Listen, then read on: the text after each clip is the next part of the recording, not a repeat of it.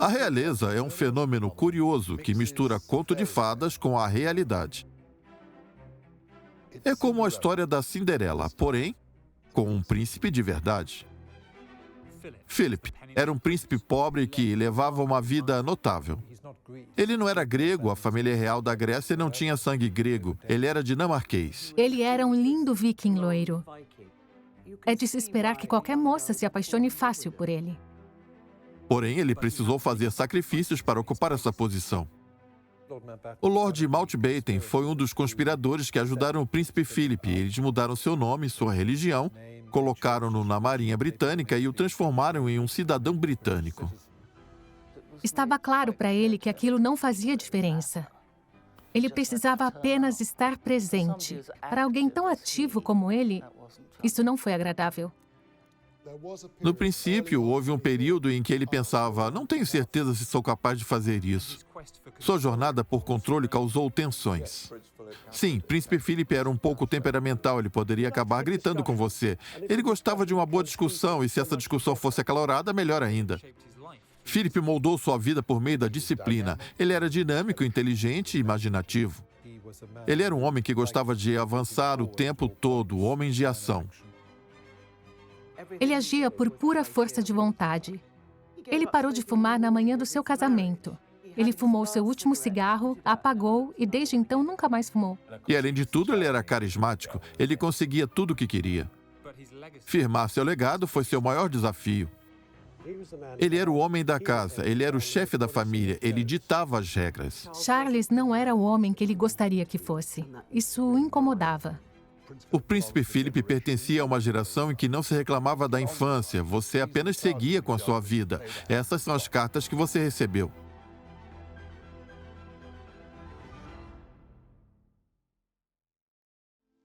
O primeiro a fazer a sua declaração foi o próprio marido Philip, o Duque de Edimburgo. Eu, Philip, declaro-me seu súdito de corpo e vida e de adoração terrena, e guardarei sua verdade e sua fé, na vida e na morte, contra quem quer que seja, se Deus me permitir. Ao se levantar, ele dá um beijo na bochecha da rainha e toca sua coroa como uma demonstração de sua prontidão em ajudá-la a suportar esse fardo. Você precisa ter em mente que o Duque de Edimburgo era a pessoa de maior majestade que você poderia conhecer. Era a majestade maior do que a rainha. Tanto a rainha quanto o Duque de Edimburgo eram trinetos da rainha Vitória.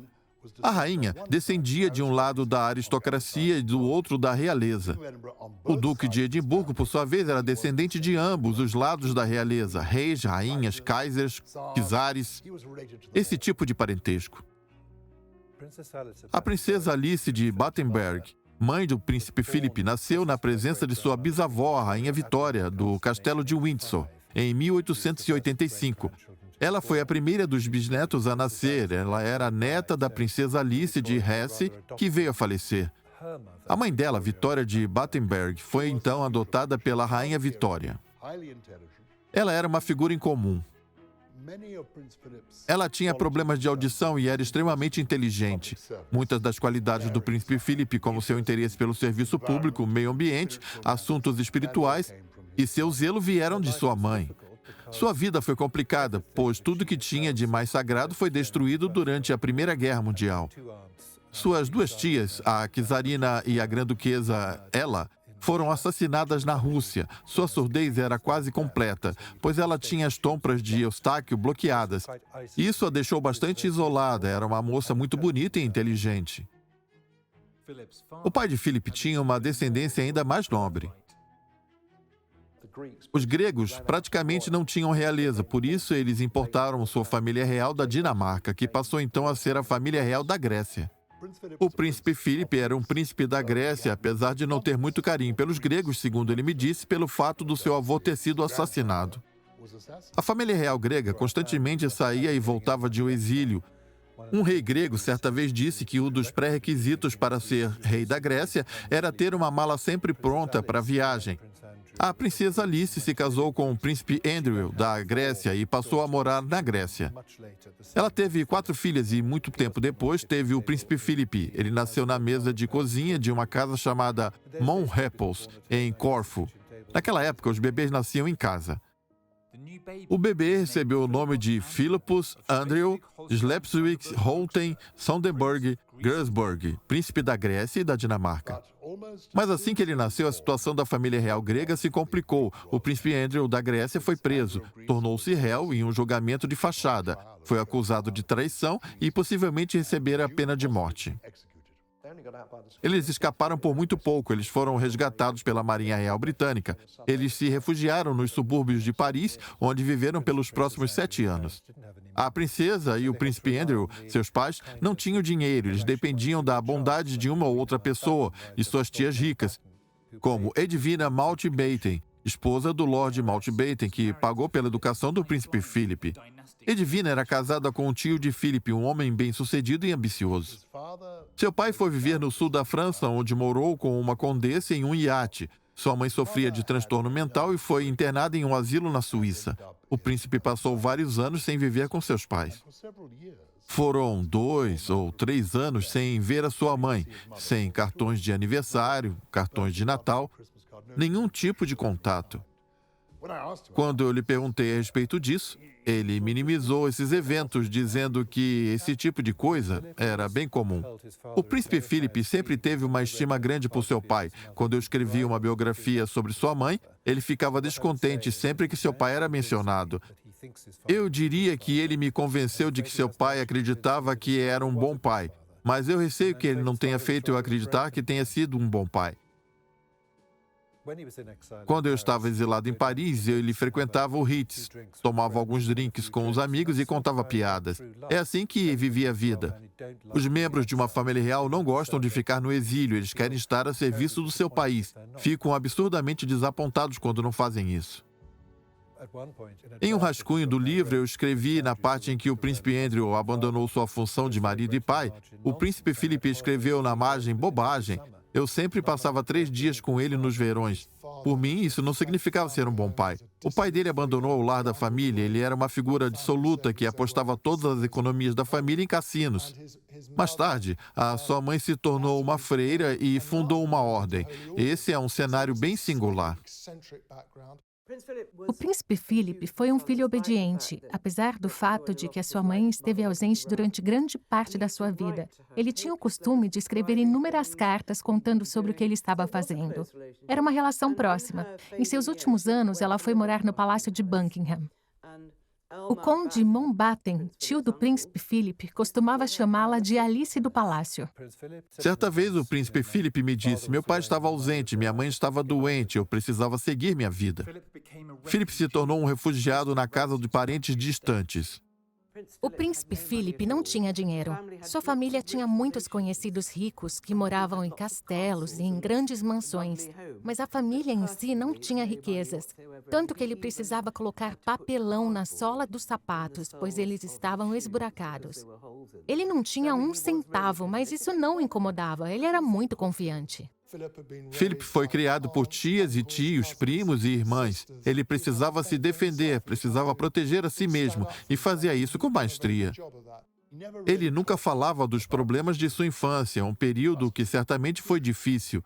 A única evidência que você vai encontrar está nos livros de visitantes da década de 30 dos locais que ele visitou. E eu já vi isso algumas vezes. Ele visitava esses locais e colocava o nome na lista na coluna de nomes. E na coluna do endereço ele escrevia sem endereço fixo. Ele estava ciente de que durante a sua infância ele não tinha endereço fixo. Porém, ele nunca se queixou disso.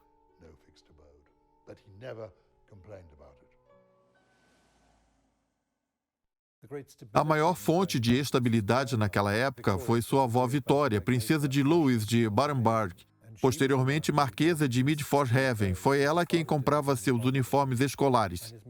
Seu pai não se importava com isso. A educação foi o alicerce da vida do jovem príncipe.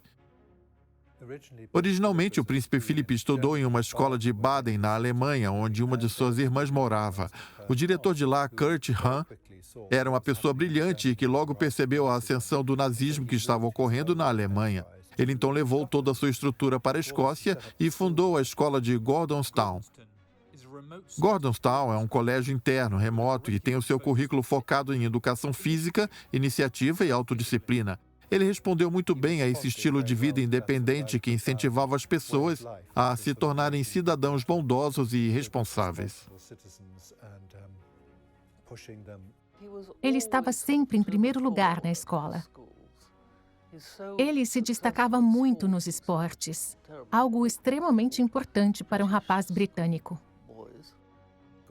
Gordonstown não é uma escola adequada para todo mundo, não é uma escola adequada para seu filho, o príncipe de Gales, mas foi uma escola perfeita para o príncipe Philip, que se encaixou muito bem lá.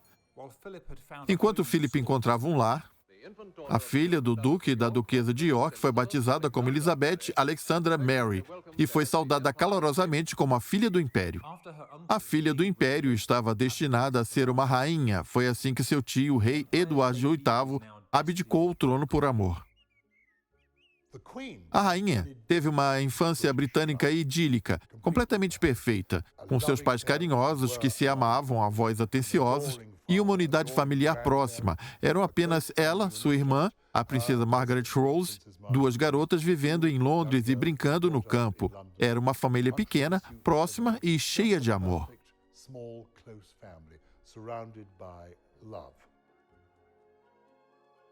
Sua vida já estava planejada, era certo que um dia ela se tornaria rainha. Ela apenas continuou nesse caminho.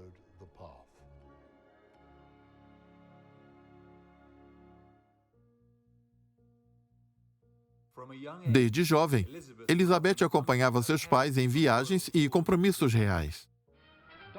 O rei está em Dartmouth, lugar onde estudou como cadete antes da guerra e onde hoje fica o Colégio Naval Real, acompanhado da rainha e das princesas. Philip agora tinha 18 anos e havia se formado em Gordonstown. Apesar do seu desejo de pilotar na RAF, seu tio, Lewis Mountbatten, o direcionou para a Marinha. A influência do Lord Mountbatten foi algo impressionante. Após estudar muitos documentos, eu posso dizer com clareza que o Lord Mountbatten não tinha nenhum interesse por ele até enxergar a possibilidade de um casamento do rapaz com a princesa Elizabeth. Mountbatten tomou providências para que seu sobrinho cadete acompanhasse a comitiva real em Dartmouth. O príncipe Philip foi encarregado de acompanhar as princesas enquanto o rei exercia suas funções. Foi amor à primeira vista. Ele tinha 13 anos. Lá estava ele, lindo e portando-se de maneira muito exuberante. As filmagens mostraram Philip com seu uniforme de pé, poucos passos da família real. Essa foi a primeira vez que ele e Elizabeth foram filmados juntos. O príncipe Philip era divertido, sagaz, bonito e muito confiante. Ele era um rapaz ativo, charmoso e muito carinhoso. Era de se esperar que qualquer moça se apaixonasse muito fácil por ele. Ele era um lindo viking loiro. Quando eles partiram, no fim do dia, Philip foi remando um bote atrás da embarcação real, acenando com a mão. Eu diria que isso é, no mínimo, petulante. O jovem casal passou a se comunicar por correspondência. Você não imaginaria que eles se dariam tão bem, porque a princesa Elizabeth teve uma criação muito reservada e o príncipe Philip foi criado de uma maneira bem mais boêmia. A realeza tinha suas dúvidas se Philip seria a pessoa adequada. Eles não eram contra o Philip, eles eram contra o fato dele não fazer parte da nobreza britânica. Ele até podia ter sangue real, mas ele era pobre e vinha de um lar conturbado. Eu acredito que o rei George e a rainha Elizabeth achavam que sua filha era jovem demais para se decidir, além de preferirem algum aristocrata inglês ou escocês rico ao invés de um simples príncipe indigente. O príncipe Philip já estava decidido quando foi a Balmoral para encontrar-se com os pais de Elizabeth, o rei George VI e a rainha Elizabeth. Ele entrou na sala onde estavam e fez uma cortesia, pois estava usando um kilt, e achou que isso seria visto com bons olhos por seus futuros sogros. Os membros da corte não foram amistosos. Eles o consideravam ignorante, achavam que ele não era bem educado, pois não havia estudado em Eton, algo considerado essencial para a corte. Ele me contou que quando esteve no castelo de Windsor, um rapaz grosseiro estava mostrando a ele o caminho até seu quarto. Até que ele perdeu a paciência e disse: "Eu sei o caminho, minha mãe nasceu aqui." Eles o enxergavam como um diamante bruto. Ele era um estrangeiro e suas mães tinham ligações na Alemanha. Todas elas se casaram com alemães, sendo que 2 deles nazistas. Foi uma situação complicada. A rainha-mãe o chamava de O Uno. Sempre que ele entrava em uma sala, ela dizia: "Lá vem o Uno." E eu imagino que ele não gostava nada disso. O príncipe Christopher de Hesse, primeiro marido de sua irmã Sofia, que posteriormente se tornou a princesa George de Hanover, morreu em 1943.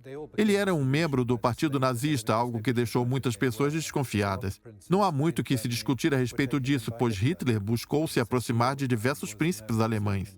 Cecília estava vivendo em Darmstadt, casada com o grão-duque que literalmente acabara de herdar o título. Eles estavam indo à Inglaterra para o casamento do irmão dele com Margaret Guides. Infelizmente, o avião deles colidiu contra uma chaminé em meio à neblina em Ostende, matando todos a bordo. O príncipe Philip foi convocado pelo seu pai.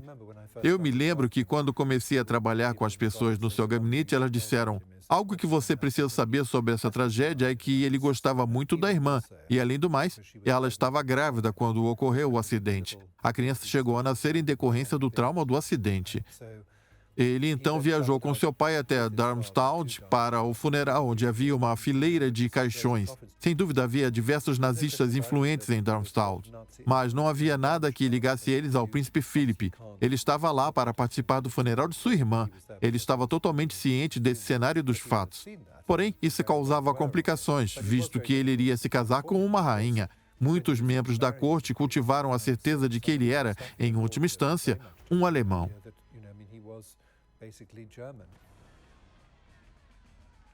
Ter ligações com a Alemanha estava para se tornar algo extremamente inconveniente. Agora estamos em guerra e continuaremos em guerra até que o outro lado não suporte mais. Philip era um exímio marinheiro. Ele estava na Marinha desde 1939. Ele participou da guerra tanto na Europa quanto no Extremo Oriente. Servindo a bordo do HMS Valiant do Mediterrâneo, Philip se destacou durante um ataque noturno a 3 cruzadores italianos. Ele manteve um holofote apontando firmemente para o navio inimigo até que a batalha fosse vencida. Essa foi a maior vitória dos britânicos contra os italianos no mar. Ele serviu com grande distinção. Ele serviu em águas territoriais no Mediterrâneo, em Cabo e em Matapão, e também no Extremo Oriente. O dia da vitória na Europa, que estava sendo comemorado por todos, não fazia diferença para ele, pois ele precisava continuar servindo até que tudo tivesse se encerrado. Pouco tempo depois, a guerra no Extremo Oriente também se encerrou. Enquanto Elizabeth aguardava pacientemente por seu príncipe, Philip recebia menções, relatórios e a cruz de guerra grega. O príncipe Philip teve uma guerra heróica. Ele era um rapaz jovem e eu acredito que ele gostou da guerra. Ele certamente se divertiu durante a guerra. Os oficiais que o conheciam bem, como homens que serviam sob seu comando, gostavam dele. Eles o consideravam um bom líder e um grande homem, um homem de valor. Ele teve uma carreira ilustre na Marinha e esperava dar seguimento a essa carreira. Os feitos heróicos de Philip não passaram despercebidos na Inglaterra. Nem ela, nem os pais queriam que ela tivesse uma vida reclusa. Ela estava se tornando uma mulher. A rara confiança da moça estava evidente em seu comportamento. Durante a guerra, a princesa Elizabeth aguardava uma foto dele com uma moldura. Sua avó então disse a ele: "Você não pode deixar isso aí. As pessoas podem começar a falar coisas." A Elizabeth então pegou a foto do príncipe Philip com barba e disse: "Agora ninguém vai reconhecer ele." A vitória deu a Elizabeth, agora com 20 anos, uma chance de reconectar com Philip. Após vários anos hospedando seu sobrinho, o Lord Mountbatten acelerou seu plano para o agora herói de guerra anglicizado. Seu tio ficou extremamente interessado na preparação de Philip. Eles mudaram seu nome de Schleswig Holstein Sonderburg Gluckburg para Mountbatten. Ele deixou a Igreja Ortodoxa Grega para ser devoto da Igreja Anglicana e se tornou um cidadão britânico. Lord Mountbatten promoveu esse casamento tanto quanto pôde. Ele se tornou muito mais próximo de Philip do que era antes. O casamento da filha do Lord Mountbatten, Patrícia, contou com a presença ilustre das duas princesas. Na igreja, o príncipe Philip da Grécia, agora tenente Mountbatten, ajudou com os casacos. Philip era basicamente um aspirante a príncipe com descendência alemã, o que causava ressentimento e descontentamento no país. Isso também afetava a família real, que se preocupava com essa união. Eles precisavam se preservar. O czar da Rússia foi deposto apenas uma geração antes disso. Por isso, eles precisavam proteger a monarquia e o trono. Eles não queriam que nenhum sentimento anti-germânico surgisse na escolha do marido de Elizabeth.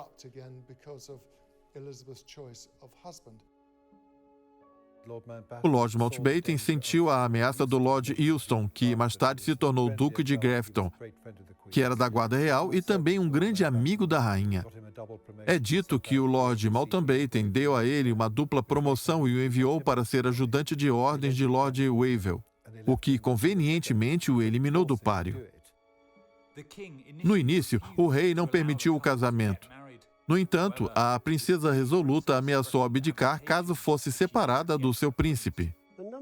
Muitas mulheres tentavam se aproximar dele, pois ele era um rapaz bonito e um notório oficial da Marinha. Havia um certo temor entre os altos membros da família, mas eles conseguiram superar isso devido ao fato de Philip ser um homem extremamente carismático, capaz e absolutamente leal a Elizabeth, o que significava muito para o rei George.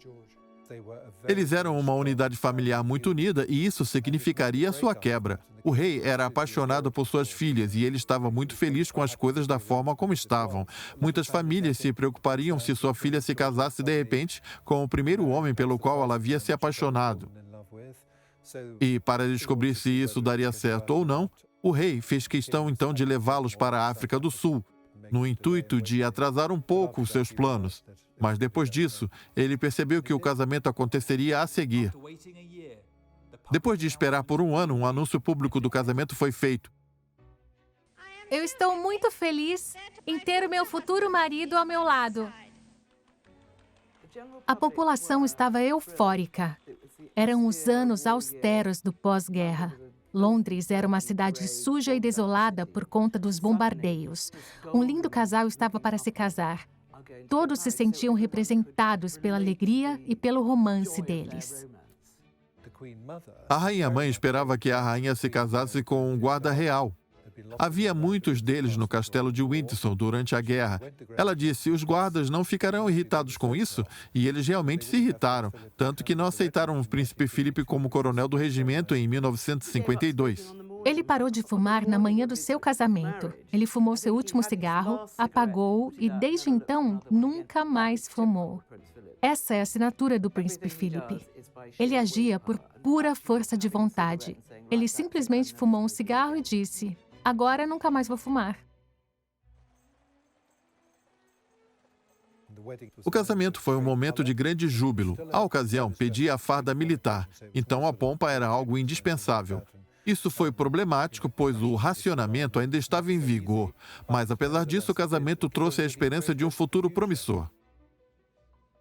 Nenhuma das suas 3 irmãs restantes foram convidadas para a cerimônia, algo que as deixou magoadas. Porém, na coroação, em 53, elas estavam todas dispostas a comparecer e fizeram isso de bom grado. Gandhi enviou uma toalha de mesa que ele fez especialmente para ela.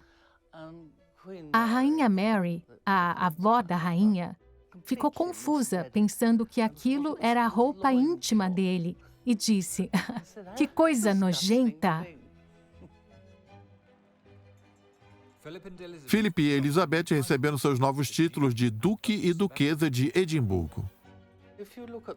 Se você visse as fotos do casal na lua de mel em Broadlands, na casa do Lord Mountbatten, eles estavam completamente apaixonados um pelo outro.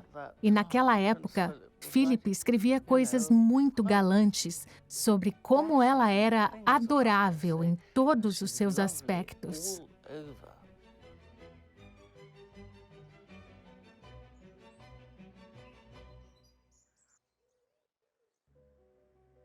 A Clarence House, em Londres, se tornou a residência real. O casamento deu ao príncipe Philip uma enorme estabilidade, apesar das suas negativas quanto a isso. O casamento finalmente deu a ele um lar, um lugar onde ele poderia ficar próximo de todos os seus amigos. Apesar das dificuldades, Philip se adequou bem a esse novo papel. Em meio ao caos dos compromissos com a Marinha, das tarefas diplomáticas e dos trabalhos de caridade, o casal teve 2 filhos, Charles, em 1948, e Anne, em 1950. Ele precisou se abster de várias coisas que ele gostaria de fazer até o momento em que a rainha subisse ao trono, e ele finalmente tivesse a oportunidade de fazê-las. Durante os primeiros anos do casamento, o príncipe Philip estava na Marinha. Ele não era exatamente um dono de casa, porém, ele tomava conta das crianças. Eles tinham babás, obviamente, mas a rainha estava ocupada com os assuntos de Estado. Ela tinha 26 anos e 2 filhos pequenos. O príncipe Philip era quem tomava as decisões que envolviam os filhos. Era um casamento à moda antiga, onde o homem deve ser obedecido, pois foi isso que ensinaram Elizabeth. Foi assim que ela se portou. Ele gostava da ideia de cuidar das crianças de perto. Ele jogava o príncipe Charles na piscina do Palácio de Buckingham. Eles tiveram um período de muita felicidade quando o príncipe Philip ia com frequência a Malta. A marinha estava muito ativa naquela região. O grande porto tinha navios fantásticos, havia partidas de polo e muita dança no Hotel Fenícia. A rainha sempre dizia que Malta era o único lugar além da Inglaterra que ela considerava um lar. Ela dirigia seu carro, saía para fazer compras, ia ao cinema e assistia aos jogos de polo do príncipe Philip. Era o lugar onde eles relaxavam bastante e desfrutavam da vida de uma família normal de jovens. A vida simples, porém, não durou muito. Enquanto Philip e Elizabeth faziam uma viagem ao Quênia, o rei morreu de maneira súbita. Em Sandringham, a rainha-mãe conversou com sua filha pelo telefone. Aqui jaz o corpo do amado rei, que foi tirado de nós de maneira tragicamente súbita. A grande e poderosa princesa Elizabeth Alexandra Mary se torna agora, pela morte de nosso falecido soberano, que guardamos em memória com ternura, Rainha Elizabeth II, com a bênção de Deus, rainha desse reino. Elizabeth agora era a rainha. De acordo com seu secretário, Michael Parker, que o acompanhou naquela viagem ao Quênia, ele ficou chocado. Ele ficou pálido e escondeu o rosto com um jornal, tentando absorver a magnitude do que estava acontecendo. Pois nem ele e nem a princesa imaginavam que o pai dela poderia morrer. Eles esperavam pelo menos mais 10 anos de liberdade para aproveitar a vida de casados antes que a princesa tomasse as rédeas da monarquia. Ele esperava que pudessem continuar sendo marido e mulher, oficial da marinha e esposa, até a década de 60. Porém, essa estimativa foi muito otimista. A vida dele mudou drasticamente, ele precisou abandonar sua carreira, algo muito decepcionante para ele. Ele precisou se adequar ao novo cargo de consorte real, de companheiro da rainha. Era uma experiência desconhecida para ele. Como consorte da rainha, Philip recebeu títulos cerimoniais. Esse foi um dos maiores desgostos que ele teve na vida, pois ele odiava receber títulos que não provou merecer. Você não podia dar nada a ele, nenhuma honraria, sem que antes ele provasse ser merecedor. De repente, ele havia se tornado almirante da frota, marechal do exército e marechal da Força Aérea Real. Isso ele odiou e é fácil entender por quê. Seu tio, Lord Mountbatten, ocupava um alto posto da Marinha. Seu avô já havia ocupado um alto posto da Marinha também. Todos diziam que Philip seria abençoado com o mesmo patamar. Ser o consorte da rainha da Inglaterra é, sem dúvidas, um papel importante. Ele não abandonou sua carreira na Marinha a troco de nada. Depois de se tornar rainha, o trabalho de Elizabeth se intensificou. A rainha não discutia assuntos de Estado com o príncipe Philip, pois existe uma proibição constitucional quanto a isso. Ela é a soberana por ordem do parlamento e pela sucessão. Os documentos do Estado são destinados somente a ela. Como príncipe do Reino Unido, ele não tinha autorização para analisar esses documentos. Eu perguntei ao Duque de Edimburgo, você sabe o que vai fazer? E ele respondeu, não sei. Eu disse, não há alguém que possa te dizer o que fazer? E ele falou, não, eu não sei. Eu disse, não há alguém que possa dizer o que vai fazer? Ele falou, não, somente pessoas dizendo o que eu não posso fazer. Quando a rainha se tornou rainha, o trabalho dela já estava pré-determinado. O papel dela estava claro, pois a função da rainha é bem óbvia. Ela exerceu essa função com facilidade e naturalidade. Ele foi deixado de lado, algo muito decepcionante para ele, pois a rainha tinha como conselheiros o primeiro-ministro Winston Churchill, um homem velho que literalmente já havia carregado ela no colo, quando criança, na década de 20, e o secretário pessoal do pai dela. Esses dois homens velhos iriam controlar a rainha com apenas 26 anos, e o Duque de Edimburgo não podia fazer nada quanto a isso. A rainha é fundamentalmente uma mulher tímida e ter Philip ao seu lado foi de grande valia. Você consegue imaginar uma pessoa tímida entrando em uma sala onde todos os olhares se voltam para ela e centenas de pessoas estão esperando para ouvir o que ela tem a dizer? Para ver o que ela fará ou o que ela está vestindo? A coroação da rainha foi uma oportunidade para Philip mostrar do que era capaz. O Palácio de St. James foi o local da reunião da recém-formada Comissão da Coroação presidida pelo Duque de Edimburgo. O planejamento do evento foi a primeira tarefa de Philip como consorte real. A cerimônia foi impecável. Durante a coroação, o príncipe Philip se destacou por estar de muito bom humor. Logo após a rainha ser coroada, ele se ajoelhou aos seus pés e jurou lealdade a ela. Em seguida, ele disse a ela, onde você arrumou esse chapéu? Essa foi uma amostra de como ele distraía a rainha com suas piadas. Ele era o oposto perfeito para ela, pois ele conseguia fazê-la sorrir nos momentos mais sérios. A família real se juntou na sacada do palácio para ser aclamada pelos seus súditos no dia da coroação.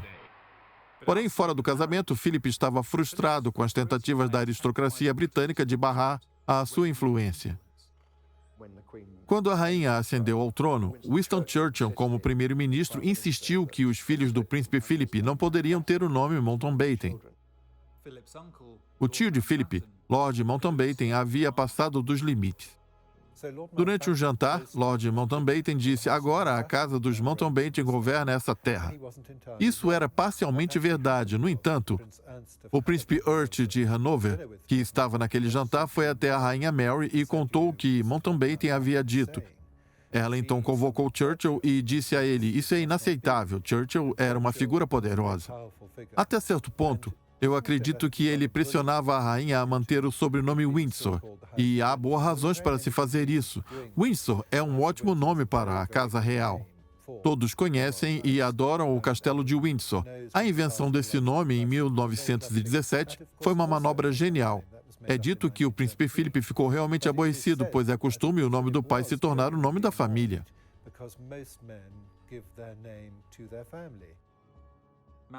A ostentação de Mountbatten selou o destino da dinastia. Philip ficou furioso e a relação deles nunca mais foi a mesma. Ele disse coisas como, eu não passo de uma ameba. Ele se queixava de que era o único homem em toda a cristandade que não passou o seu nome aos seus filhos. E isso lhe causou muita infelicidade, sem contar com o fato de que existiam restrições em relação ao que ele podia ou não fazer. Ele não podia mais ser franco quanto era no passado. Os membros da velha guarda do Palácio de Buckingham não eram amistosos com ele, não gostavam dele. Eles o consideravam um homem mulherengo e não gostavam das ideias e das perspectivas de modernização que ele tinha. Ele era um rapaz brilhante, sagaz e decidido. Ele não gostava das coisas que via no Palácio de Buckingham. Aquilo era antiquado para ele. Ele achava ridículo o hábito dos seus servos usarem perucas. Ele, obviamente, desejava bem mais do que apenas algumas mudanças. Ele teria que fazer grandes reformas e não tinha certeza se estaria capaz de fazer isso. A viagem pelo mundo todo deu a Philip uma chance de escapar das restrições impostas pela realeza. O príncipe viajou para Melbourne para a abertura dos Jogos Olímpicos da Austrália. Ele aproveitou então para sequestrar o iate da rainha Britânia e viajou por mais de 3 meses com seus amigos. O príncipe Philip ficou ausente por 6 meses com seu secretário, Michael Parker. Eles partiram em uma aventura pelo mundo no Britânia. É óbvio que isso acendeu rumores e as pessoas começaram a especular que ele estava tendo casos amorosos por todo o mundo. As especulações corriam soltas, principalmente no estrangeiro, dizendo que o casamento deles estava em risco. O príncipe Philip era um macho alfa. Eu o descreveria como um homem que os homens querem ser, pois ele se destacava entre seus pares. E ele também atraía a atenção das mulheres. Ele fazia as mulheres se derreterem por ele.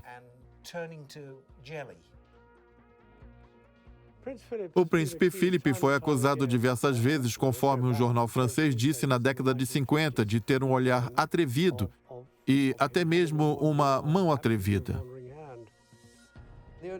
No início da década de 60, descobriu-se que o príncipe Philip frequentava o Thursday Club, que é um clube frequentado por algumas figuras bem controversas. Havia rumores de que ele se encontrava com diversas mulheres por lá. Falava-se muita bobagem a respeito de orgias no Thursday Club. Mas eu acredito que se tratava apenas de festas de jovens bêbados. Várias histórias foram escritas sobre a legião de mulheres com as quais Philip supostamente havia se envolvido. Ele certamente se interessava por mulheres bonitas e gostava de estar na companhia de mulheres bonitas. Havia muitos rumores. A dificuldade está em saber realmente se existe um caso amoroso ou se há apenas uma amizade ou um cortejo. Esse é o problema. O príncipe Philip tinha sua forma de lidar com essas acusações de infidelidade. Ele dizia: como eu poderia fazer isso se estou sempre acompanhado de um detetive? No fim das contas, nunca houve uma evidência concreta da existência desses casos. O príncipe Philip era uma daquelas pessoas que olhava todas as vitrines e não comprava nada.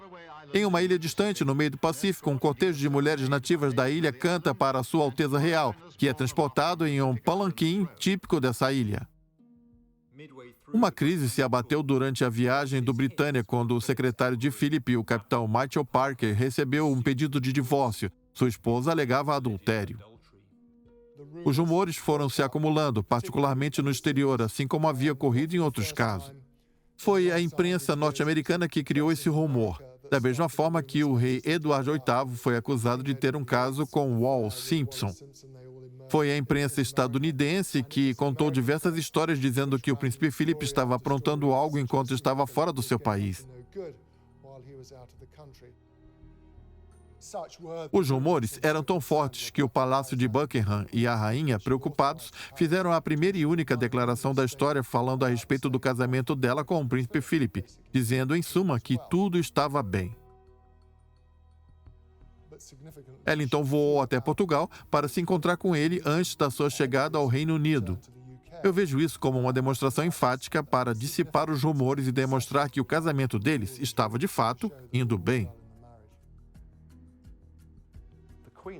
A rainha, imaginando que ele estaria usando barba, foi recebê-lo usando uma barba falsa. Mas quando ele chegou, ele já havia se barbeado e a piada não deu certo. Eles logo reconciliaram suas diferenças.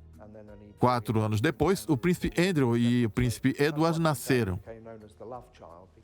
É por isso que o príncipe Andrew é chamado de a criança do amor, pois ele indicava que em 1960 o casamento deles estava mais firme do que nunca. A imprensa não enxergou essa experiência de Philip com bons olhos. O príncipe Philip não gostava da imprensa e não queria se comunicar de nenhuma forma com eles. E é exatamente por isso que nós víamos somente aquele lado ranzinza dele. Normalmente, eu não me dou muito bem com a imprensa, de verdade. Mas existem coisas que eles fazem, às vezes, que não me agradam muito. Ele ia embora assim que alguém fazia uma pergunta impertinente, como quando perguntavam como foi o voo, senhor? E ele respondia, você nunca viajou de avião? O repórter dizia: sim, foi desse jeito. Ou: o senhor está se sentindo bem hoje? E ele retrucava: e eu lá tenho cara de doente? Philip mergulhou fundo no trabalho de caridade, usando a sua influência para auxiliar as causas nas quais ele mais se interessava. O príncipe Philip dizia que não ressentia ter perdido sua carreira, mas ele sabia que precisava encontrar algo novo para fazer.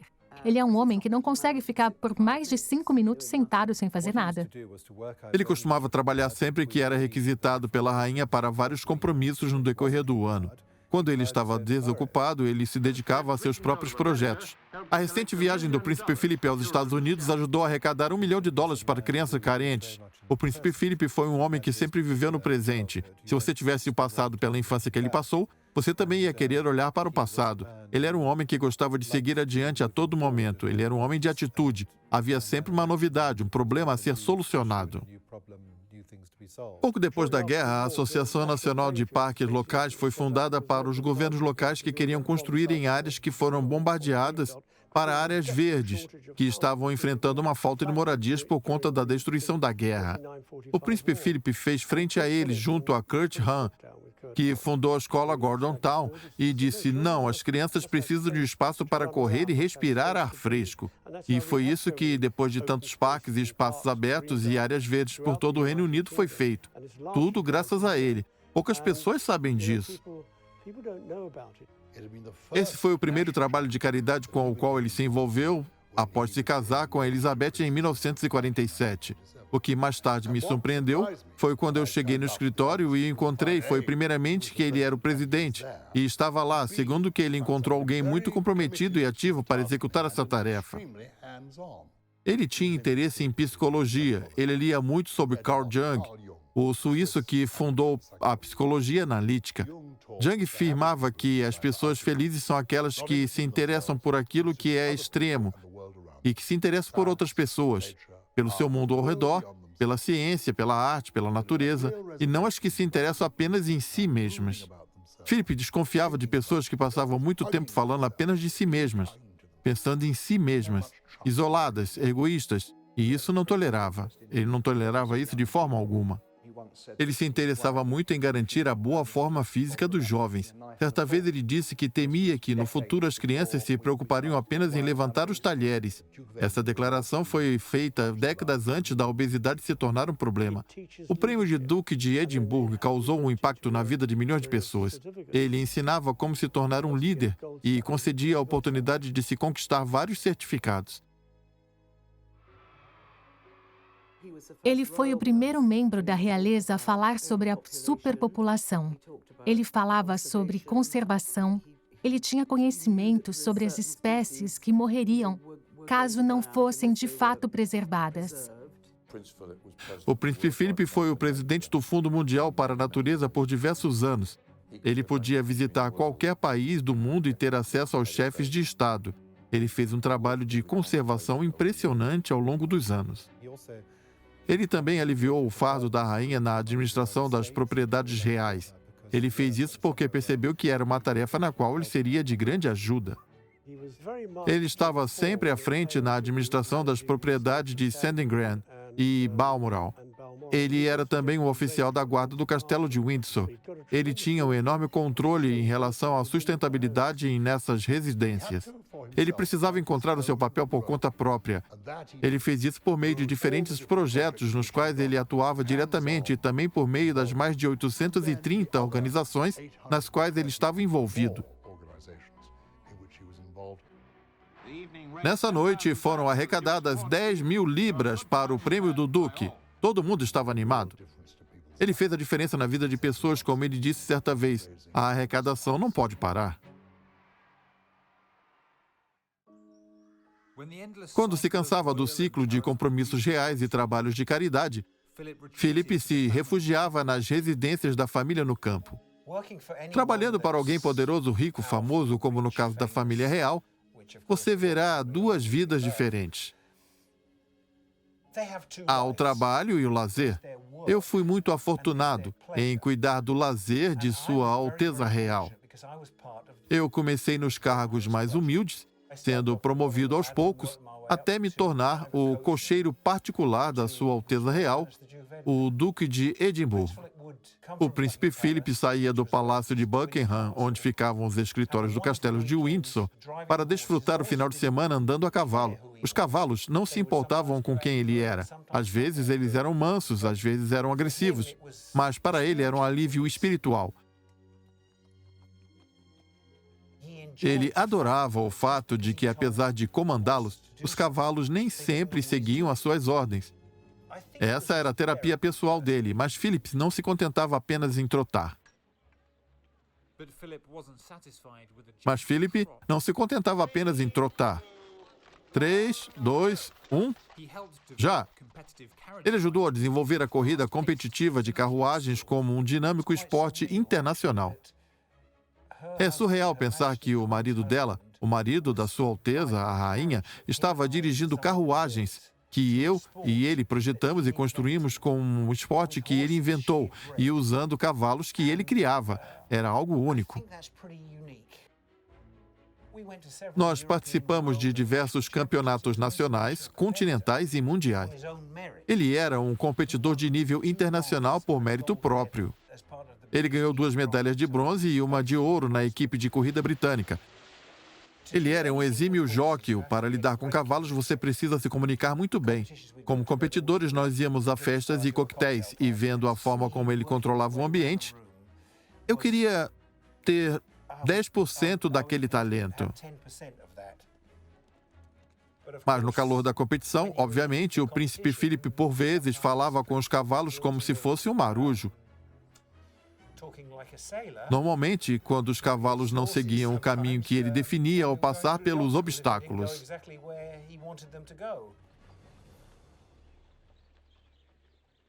Philip, porém, nunca se afastaria de sua função principal de marido da rainha. Em 1977, Elizabeth havia completado 25 anos de reinado e roubava os holofotes onde quer que estivesse. Ninguém se comportava de maneira normal perto da rainha. Há um abismo invisível ao redor dela. Os próprios filhos se curvavam ao cumprimentá-la todos os dias. Essa fama também se estendeu a Philip. Na primeira vez que me encontrei com o Duque de Edimburgo, eu estava um pouco apreensivo, com medo de dizer ou fazer algo errado. Porém, ele era um cavalheiro distinto. Ele me fez sentir como se eu estivesse no conforto da minha casa. O Duque era a única pessoa do planeta capaz de tratar a rainha como um ser humano comum.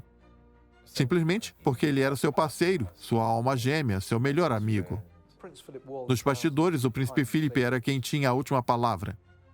Um exemplo disso ocorreu quando ele estava dirigindo um carro e seu tio, Lord Mountbatten, estava no banco de trás. Ele estava dirigindo por uma das residências reais e a rainha estava reclamando que ele dirigia rápido demais.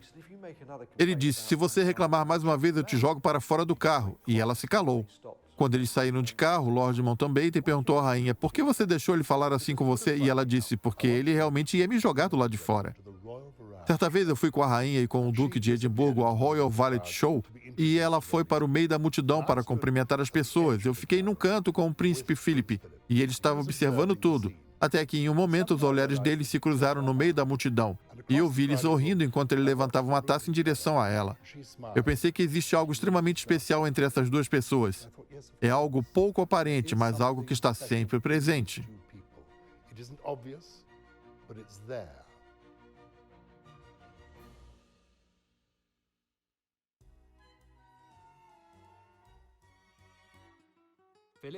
Philip cumpria muito bem a sua função de representante de Sua Majestade. Ele adorava cumprir seu papel. Ele se vestia de maneira impecável. Estava sempre consciente em relação aos seus trajes. Sempre que comparecia a algum evento, ele ajudava com a gravata correta. Ele carregava um lenço no bolso, sempre na mesma angulação que seu pai costumava usar. Ele é de uma época em que os homens se vestiam de maneira irrepreensível. Você nunca o veria andando por aí sem usar camisa, gravata e paletó. Eles são da época da antiga Hollywood. Apesar de não serem grandes celebridades, sempre que participavam de eventos notórios, white tie, black tie, traje de gala, ele se vestia com elegância. O estilo de Philip era tão impactante para alguns que ele obteve um status de divindade. Existe uma ilha no meio do Oceano Pacífico onde os nativos cultuam o príncipe Philip como se ele fosse um deus. É o único lugar da Terra onde ele ocupa um lugar acima de sua esposa. Em qualquer outro lugar, ela é soberana. Ela é a rainha e ele está alguns degraus abaixo dela. Lá, ele é uma figura divina cultuada por todos. E isso realmente é bem diferenciado. Eles o veneram como um deus.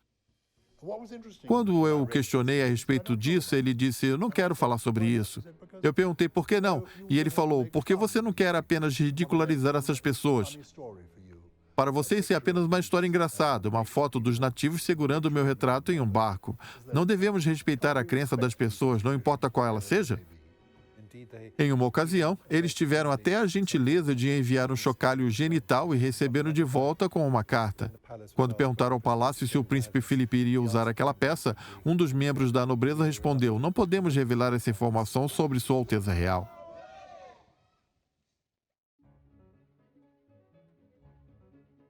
Ficar diante da realeza é algo cansativo. Uma vez alguém disse, quando a realeza deixa o salão, é como se você tirasse um espinho do pé. É um alívio enorme se livrar dessa tensão. O Duque de Edimburgo fazia isso por um motivo.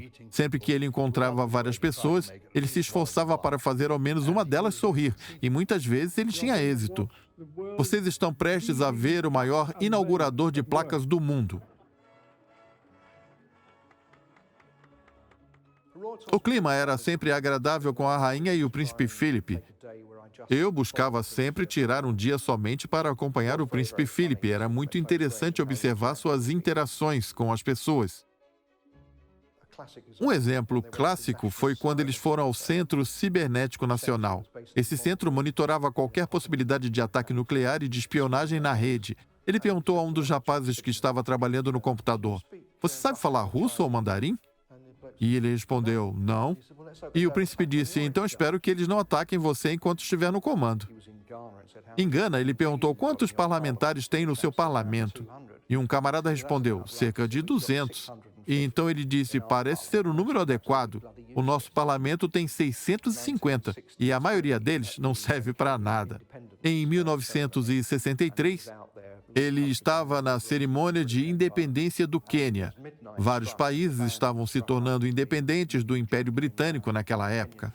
À meia-noite, quando a banda começou a tocar, um jato britânico cruzou os céus e a bandeira do Quênia foi hasteada. E ele disse, você quer fazer isso? Mas as piadas nem sempre davam certo. Em algumas ocasiões havia desentendimentos, pois ele não era politicamente correto. Ele apenas dizia o que pensava. Ele tentava divertir as pessoas. Ele tentava sempre manter a conversa viva. Às vezes ele cometia gafes, outras vezes ele errava o alvo.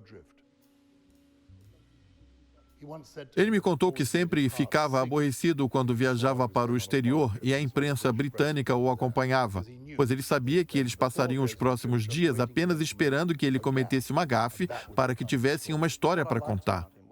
O que eu admirava nele é que ele sempre cometia uma dessas gafes e ele nunca se desculpava. No dia seguinte, ele agia como se nada tivesse acontecido.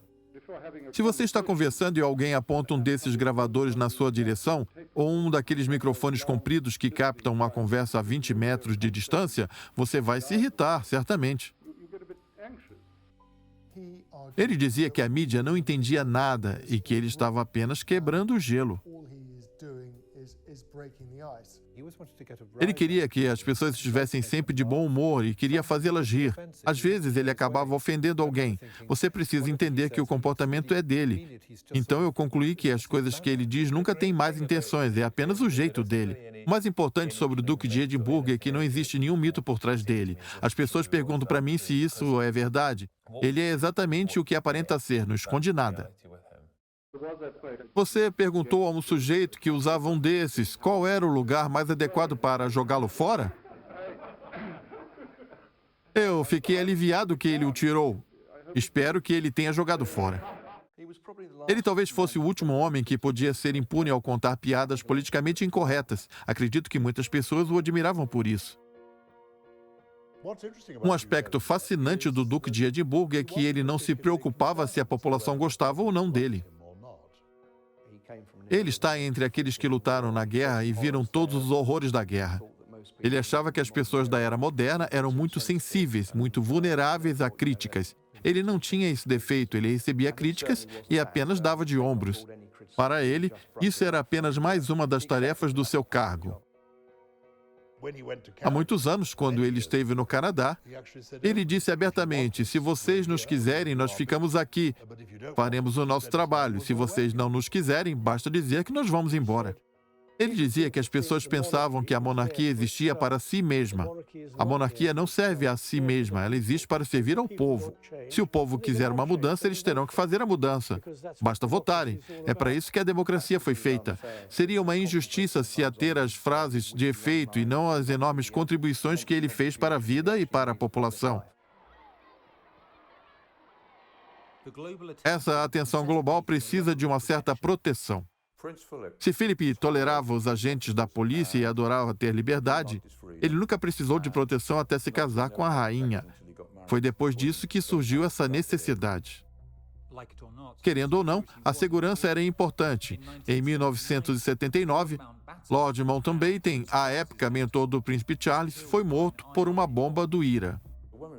Quando estávamos em Sandringham e Balmoral, se eles quisessem relaxar, ele apenas saía de lá.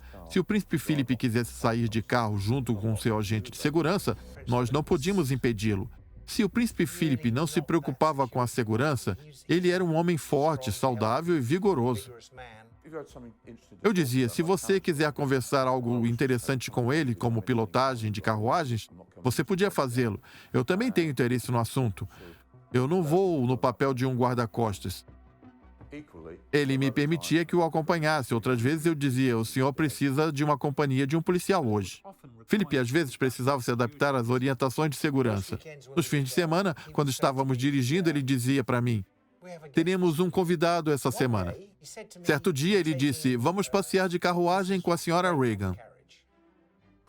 O presidente Ronald Reagan e a primeira-dama Nancy Reagan estiveram no Reino Unido em uma visita de Estado. A segurança era rígida. O príncipe Philip saiu para dar uma volta e ele disse, aquela mulher... Eu falei, o que foi, senhor? Ele respondeu, nós vamos ter que carregar os agentes do serviço secreto na carruagem.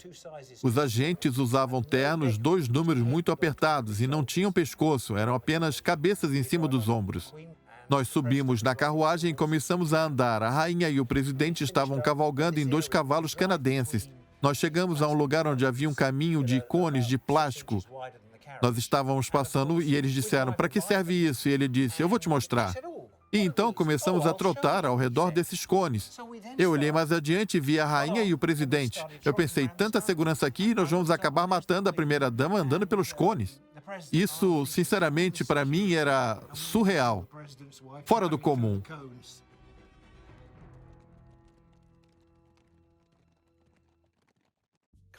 Constitucionalmente, o príncipe Philip não tinha nenhuma função oficial, cabendo exclusivamente à rainha decidir qual será o seu trabalho. Nos assuntos privados da família, ela era totalmente obediente a ele como qualquer esposa da sua geração. Philip era o chefe da família, esse era o seu papel. A rainha havia deixado claro desde o nascimento dos seus filhos que a posição de Philip seria inviolável. Sendo o filho mais velho, Charles se tornaria um rei um dia. O príncipe Philip era muito próximo da sua filha, princesa Anne, e do príncipe Edward. Ele nunca teve muita proximidade com o príncipe Charles.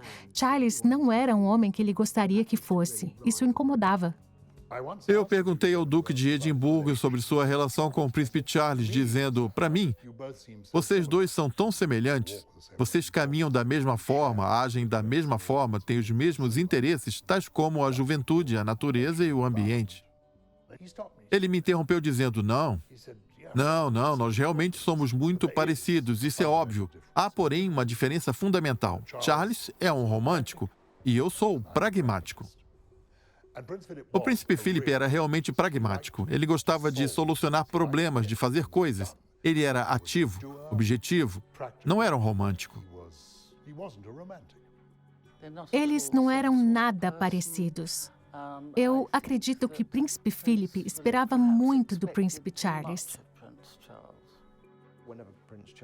Sempre que o príncipe Charles surgia com uma nova ideia, alguma iniciativa sustentável relacionada à arquitetura ou agricultura, seu pai fazia perguntas a respeito. Ele sempre o pressionava para que ele dissesse o porquê querer fazer aquilo. Às vezes ele concordava com o jovem, mas ele nunca demonstrava sua concordância de início. Ele sempre forçava as pessoas a explicarem algo para saber se elas realmente entendiam sobre aquilo que estavam fazendo. Houve uma época em que a mídia falou muito sobre a relação do príncipe de Gales com os seus pais e a forma como Charles não se dava bem com eles. Era como qualquer outra família, há um momento em que você se entende com eles e há momentos que você discorda totalmente deles. Porém, era uma família de grande destaque. Não se pode dar um espirro sem que haja uma suspeita de gripe, não se pode tossir sem que haja uma especulação de bronquite. Tudo que eles fazem, cada movimento deles é analisado por microscópio. Tudo o que eles fazem é noticiado.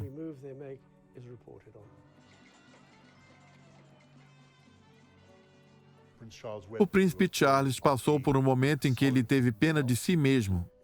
Ele auxiliou na escrita de uma biografia que falava de uma pequena criança que ficava solitária em seu andador. Eu acredito que o príncipe Philip ficava desapontado ao ler esse tipo de coisa. Isso realmente faria sentido para ele, pois ele pertencia a uma geração em que não se reclamava da infância, você apenas seguia com a sua vida. Essas são as cartas que você recebeu.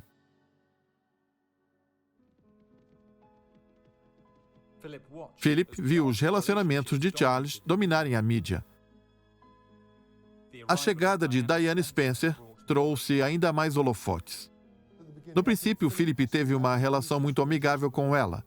Philip era alguém vindo de fora desse ambiente. Diana também veio de fora. Ela se juntou à família real pelo casamento. Ela era uma forasteira naquilo que diz respeito à família real. Ela não era uma forasteira em relação às tradições inglesas, pois ela era filha de um conde.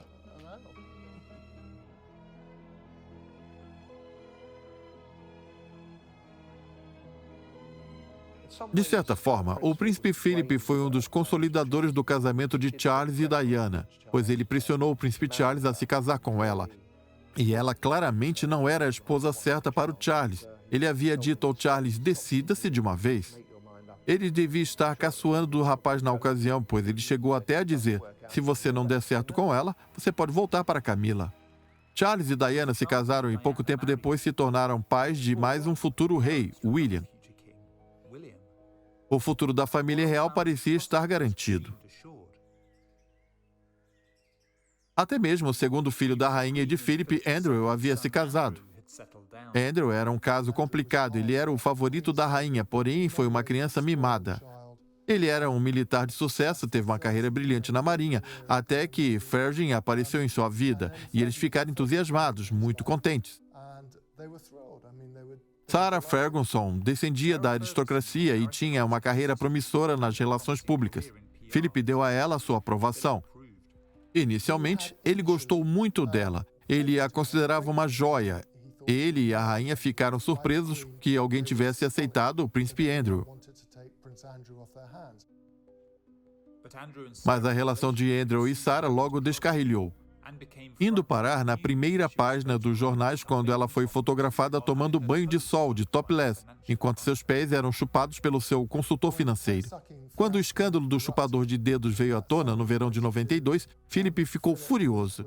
Ele considerou que ela causou um grande constrangimento para a família real. Ele demonstrou isso de maneira bem clara. Ele não foi apenas pelo escândalo, mas também pela destruição do casamento, do comportamento inapropriado e do desbaratamento dela. Ela gastava muito dinheiro. Ela sempre era vista comprando coisas, viajando na primeira classe, se comportando de maneira indigna da realeza. Ele não queria mais saber dela. E se ela entrasse em algum lugar, ele saía de lá.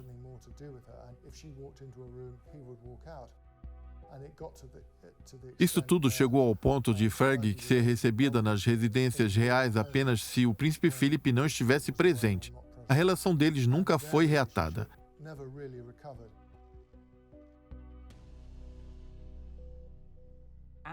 Andrew não era o único filho que tinha um relacionamento conturbado.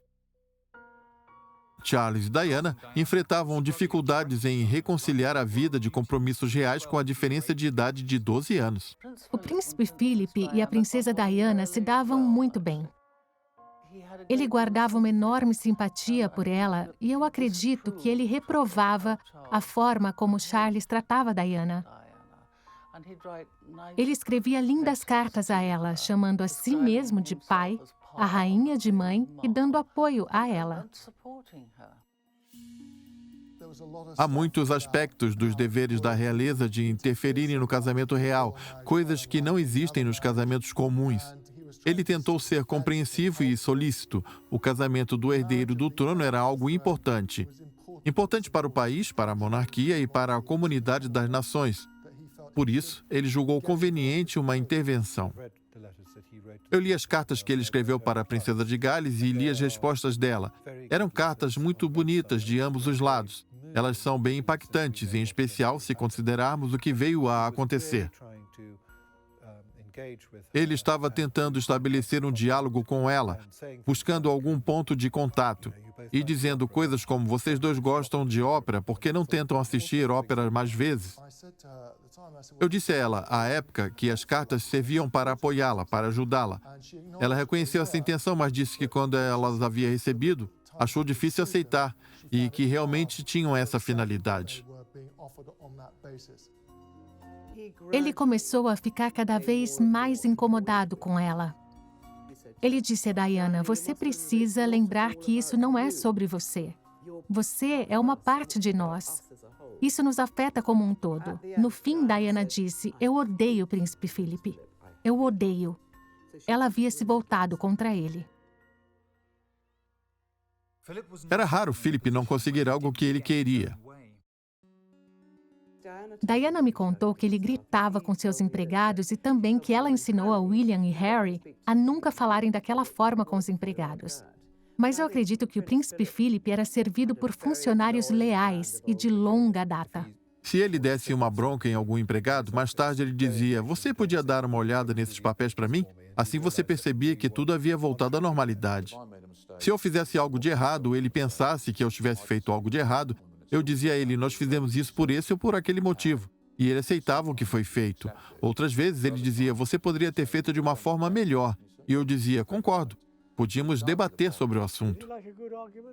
Se ele gostava de uma boa discussão? Não. Ele gostava de uma boa argumentação. E se essa argumentação fosse acalorada, melhor ainda. Discussão não seria a palavra correta, pois não havia baderna. Era sempre uma boa discussão, um bom debate. Apesar da oratória de Philip e da pressão que ele exercia, Diana declarou uma guerra. O príncipe Philip disse várias vezes à rainha Lilibet: você precisa fazer algo quanto a isso, Diana. Isso ocorreu durante o auge do conflito entre eles. A rainha estava certa de que bastava apenas esperar para que a situação voltasse a normal. O príncipe Philip continuou insistindo para que ela fizesse algo. Quando a rainha lida com assuntos políticos, ela aceita conselhos e toma uma ação. É algo como se houvesse duas vozes dentro dela, uma dizendo para agir de maneira que a rainha deve agir e outra perguntando o que ela realmente gostaria de fazer. Ele escreveu uma carta sugerindo que eles poderiam viver separados e continuar com as suas funções. Mas, infelizmente, essa não foi a decisão do casal. A princesa Anne foi a primeira da família real a entrar na justiça com o divórcio contra seu marido, capitão Mark Phillips. Um divórcio é algo muito triste e para a família real, ver 3 casamentos desmoronarem deve ser algo muito chocante, extremamente perturbador. A opinião do príncipe Philip era de que, se o casamento não estivesse dando certo, seria melhor se divorciar de uma vez do que deixar que ele continuasse maculando a imagem da monarquia. No entanto, nada seria capaz de preparar o palácio para o que viria a seguir.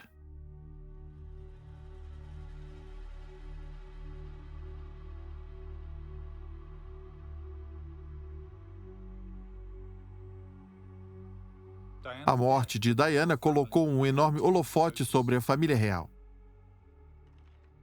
Havia muitas críticas direcionadas à rainha e ao príncipe Philip por não terem ido a Londres, novamente por instigação da mídia. Se a pergunta fosse, você acha que a rainha e o príncipe Philip deveriam estar em Londres? A resposta seria, claro, eles deveriam. E depois perguntariam, e se a rainha e o príncipe Philip estão em Balmoral dando apoio aos seus netos, William, de 15 anos, e Harry, de 12, você acha que eles estão agindo de maneira correta? E a resposta seria sim, é uma questão de perspectiva. Então, na minha opinião, eles fizeram o que deveria ter sido feito. Foi um período muito doloroso. Se não fosse pela resiliência que a rainha e o príncipe Philip tinham e a determinação deles em seguir em frente, eles não teriam saído incólumes. Se não fosse pela grandeza que eles possuem, a monarquia teria ruído.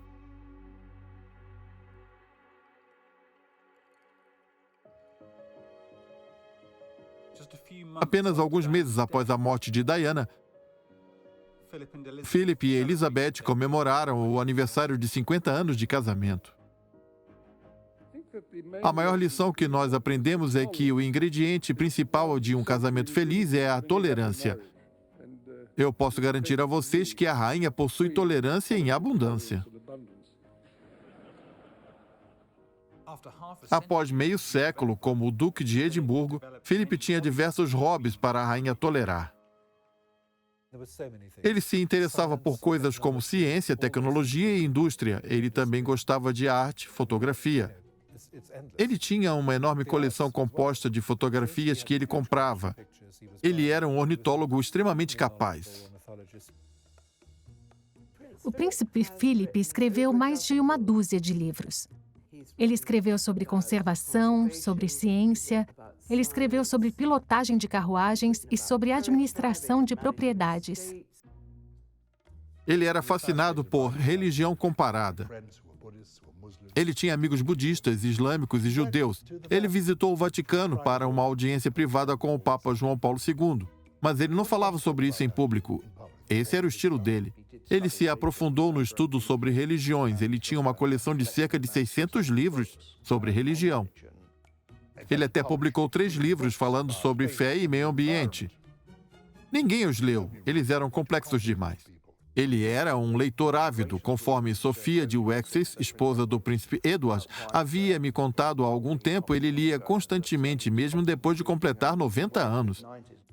Ele também costumava comprar a revista UFO todo mês. Os interesses de Philip não eram apenas acadêmicos. Ele se mantinha sempre em forma com exercícios, alongamentos e natação. Você sabia que ele criou uma versão própria da dieta de Atkins?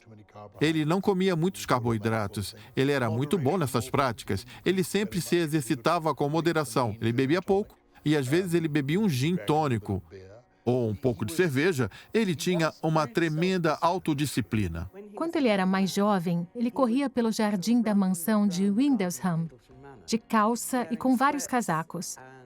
A rainha achava isso engraçado. Ela dizia, por que você está correndo com todas essas roupas ridículas? E ele respondia, é para extrair o suor. Voar era uma de suas paixões. Ele voou desde os 20 até os 60 anos. Durante a sua vida, ele voou tanto quanto um piloto da RAF. Eu me dei conta de que, se eu soubesse pilotar, eu seria capaz de compreender as exigências e as dificuldades enfrentadas pelos pilotos de aviação militar e também civil. Os aviões da aeronáutica abandonaram os turbohélices e adotaram os aviões a jato. Ele me disse, eu não pilotarei carruagens nas próximas semanas. Eu quero atualizar a minha licença. Esse era o recado do marido da rainha. Ele aprendeu a pilotar um jato. Ele passou a pegar um helicóptero no terraço leste do castelo de Windsor e voar até Brise Norton para pilotar um jato e de lá voar até um heliporto. Após 3 dias, eu perguntei, como o senhor consegue fazer isso? Guiar 4 cavalos não é fácil. E você, além de fazer isso, ainda pilota um helicóptero, algo que eu não tenho ideia de como se faz, mas sei que não é igual a pilotar um avião. Como sua mente consegue aprender tantas coisas? E ele me disse, pode soar estranho, mas são todos parecidos. Você está à mercê dos elementos e não é capaz de controlar o vento. Você não consegue controlar as correntes de ar por cima ou por baixo. É preciso apenas seguir a correnteza. Se fosse para eu descrevê-lo, brevemente eu diria que ele é alguém que segue a correnteza contanto que ela o leve na direção do que ele deseja ir. O príncipe Philip pilotava o avião e assim que atingia a altitude de cruzeiro, ele sentava conosco e trabalhava a sua papelada. O capitão e o copiloto permaneciam na cabine pilotando o avião. Eu me lembro que em uma viagem, a moça do Fundo Mundial para a Natureza que estava conosco não sabia que os pilotos estavam lá e passou a viagem inteira olhando para o altímetro do avião com medo, pois o príncipe Philip não estava no cockpit. Quando atingimos 1000 pés, ela ficou em pânico até a hora em que voltamos à cabine para pousar o avião. Conforme a sua idade avançava, Philip teve que abandonar muitos dos seus hobbies aventurescos, mas ele permaneceu sempre ao lado da rainha. O verdadeiro papel da rainha e do príncipe Philip era o de ser conciliadores. Eles estavam sempre buscando avanços e melhorias para todos. Podemos citar episódios como as visitas de Estado à Alemanha e ao Japão. Porém, o momento mais importante e o mais lembrado foi a visita deles à Irlanda. Os terroristas republicanos irlandeses foram os culpados pela morte do tio de Philip, Lord Mountbatten. O príncipe Philip tinha um motivo muito pessoal para querer ficar longe dos irlandeses. Certa vez ele disse que é extremamente fácil semear o ódio contra seus inimigos. No entanto, se você os transformar em amigos, você obterá um resultado bem mais proveitoso. A OTAN é uma aliança de defesa e cooperação e nunca pretendeu iniciar ou apoiar agressões de qualquer natureza. Em 2 ocasiões diferentes, creio que durante os aniversários de casamento, a rainha disse de maneira tocante e sincera o quanto ela depende de Philip. Palavras como minha força e morada eram as mais utilizadas por ela. Esse, para mim, é um bom resumo dessa história. Ele estava lá por ela. Então, é muito difícil imaginar como seria a atuação dela como rainha se o príncipe Philip não existisse. Philip manteve seus compromissos reais até mesmo depois de completar 90 anos. Ele brincava, dizendo que ele e a rainha precisariam viver até os 100 anos para manter Charles longe do trono, pois eles tinham um receio de que ele tivesse alguma ideia esdrúxula e também porque ele era meio temperamental e talvez não tivesse a mesma firmeza de caráter que os dois tinham. No decorrer do tempo, no entanto, ele passou a ter uma relação melhor com Charles, além de ter ficado muito feliz com a criação do príncipe William e com o casamento dele com Kate. Eu acredito que, para eles, não importa quão longo for o reinado de Charles, o futuro da monarquia estará em boas mãos. Seus netos amam-no e admiram-no. Quando eles estão com problemas e precisam falar com alguém, eles se sentem confortáveis em falar com o avô. Ele acumulou muita experiência durante a vida, então ele saberá como aconselhá-los. Eles o amam e guardam um enorme respeito por ele. Ele também foi muito caridoso com vários descendentes de suas irmãs. Ele educou de maneira reservada e sem que ninguém soubesse muitos dos filhos e netos delas. Eu me lembro que o secretário particular dele, Sir Brian McGrath, teve que lidar com casos envolvendo alguns sobrinhos netos problemáticos do príncipe Philip, que arranjavam problemas na Índia e diziam, eu sou o sobrinho neto do Duque de Edimburgo, e causavam muita confusão com isso. Pouco tempo depois, antes da morte do príncipe Philip, devido à idade avançada que ele tinha, a rainha permitiu que ele se aposentasse, para que não precisasse acompanhá-lo em todos os compromissos que tinha. Nos anos finais, ele apenas a acompanhava e fazia alguns comentários somente de vez em quando. Essa era uma aposentadoria considerada extremamente diferente. Lamento saber que o senhor teve que se afastar. Não estou afastado, eu estou bem perto. Ele queria se afastar de toda a dinâmica da realeza, das idas e vindas constantes da vida palaciana. O último compromisso real do príncipe Philip aconteceu 65 anos depois que sua carreira na Marinha subitamente chegou ao fim. Ele participou em mais de 22 mil compromissos públicos desde 1952. Ele conseguia sempre dar uma fugida para fazer tudo aquilo que mais gostava.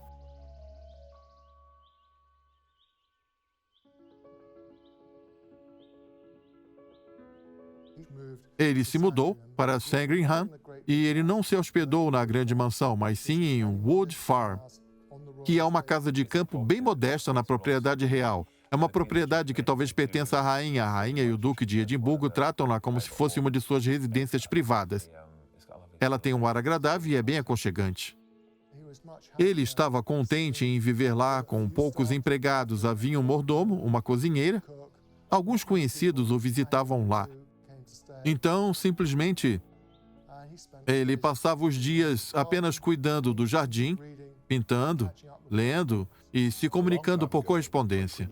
Há muito tempo, quando Elizabeth, a rainha-mãe, fez 100 anos, eu perguntei a Philip, você gostaria de chegar aos 100 anos? E ele disse, não consigo imaginar coisa pior. Ele tinha quase 80 na época. Alguns pedaços já estão caindo e eu não gostaria de viver 100 anos. Isso seria a pior coisa do mundo.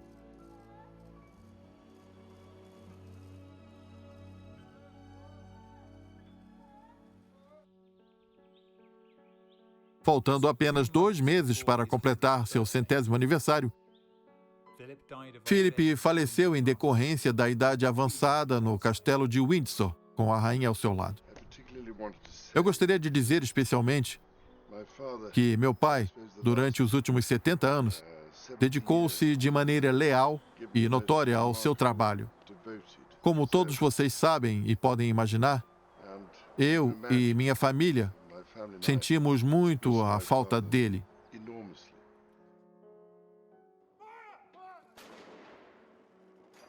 No seu funeral, seu caixão foi carregado por uma Land Rover customizada, projetada para esse fim pelo próprio Philip.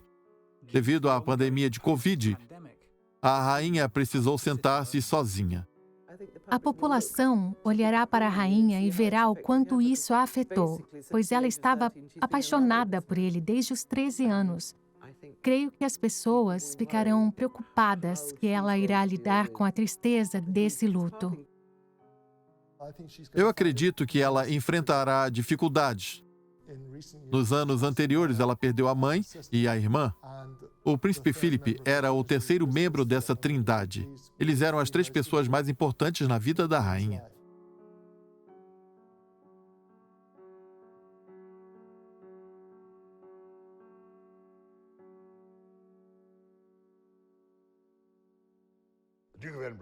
Eu perguntei ao Duque de Edimburgo se ele já havia decidido qual seria o seu epitáfio. Ele respondeu, não sei. Fiz o meu melhor para iluminar o caminho enquanto estive aqui. Se considerarmos o longo caminho e bem-sucedido reinado de Elizabeth II, veremos que o Duque de Edimburgo foi uma dessas razões do sucesso. Ele a auxiliou durante todos esses anos e ele sabia como apoiá-la e como amá-la. Esse homem veio ao mundo onde esperava-se que os homens fossem os líderes.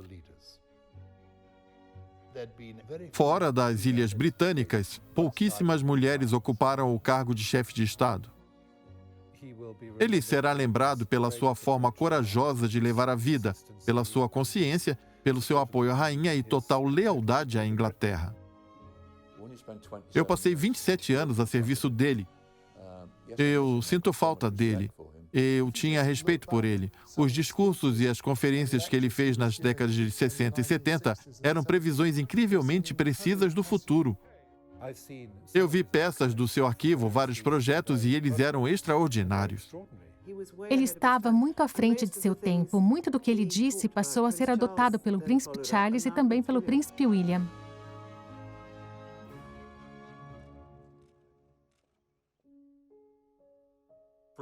de um príncipe indigente a um herói de guerra, consorte e pai de família. Philip construiu seu próprio legado.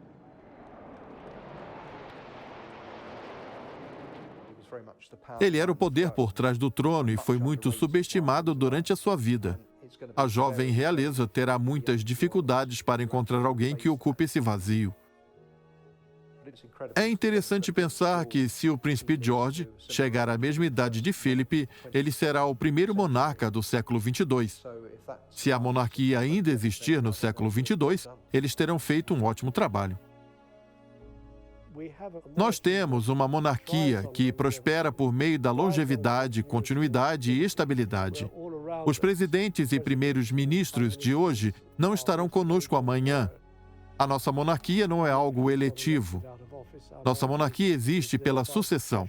Os políticos vêm e vão, mas a nossa monarquia continua. Temos 1000 anos de história. Essa é a parte mais marcante da história desta ilha. Ela é composta por reis e rainhas, príncipes e princesas, todos de carne e osso, pessoas reais. Eles são seres humanos, assim como nós. A rainha e o príncipe Philip são marido e mulher. Eles são também a rainha e o duque de Edimburgo. Durante todo o reino dela, ele esteve um passo atrás dela, apoiando-a em tudo. Ele conseguiu ajudar a rainha a viver sua vida como um pai, avô, marido e amigo. Esse é um legado impressionante.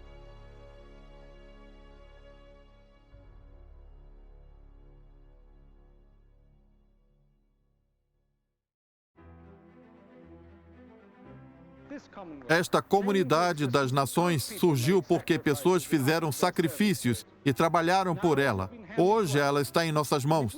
Se não fizermos sacrifícios por ela, não teremos nada para entregar aos que vierem depois de nós. E então o mundo perderá algo de valor muito superior ao valor que uma ideia grandiosa por si só teria.